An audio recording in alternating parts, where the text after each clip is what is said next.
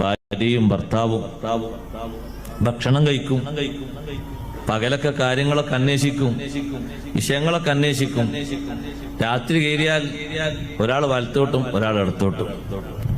സുബഹി വരെ മാനസികമായി ശാരീരികമായ സമ്പർക്കവും ബന്ധവുമില്ലാത്ത ആ മനസ്സ് വേർപിരിഞ്ഞ രൂപത്തിലുള്ള ആ ഒരു കിടത്തം, അത് വല്ലാത്ത ഒരു പ്രയാസം തന്നെയാണ്. അങ്ങനെ ഉണ്ടാക്കിയേക്കരുത്.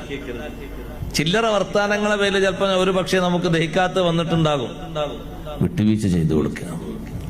അപ്പൊ ചിലർ ഉസ്താദെ, നമ്മൾ വിട്ടുവീഴ്ച ചെയ്ത് കൊടുത്താൽ നമ്മളൊരു കുറവുള്ള ആളാവൂലേ? ഇല്ല, വിട്ടുവീഴ്ച ചെയ്തു കൊടുക്കുന്ന ആൾ ഏറ്റവും മേലെ.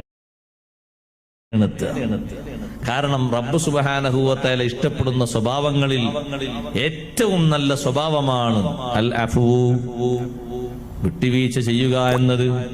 അതല്ലേ നമ്മൾ റമളാനിൽ ആവർത്തിച്ചു പറയല്,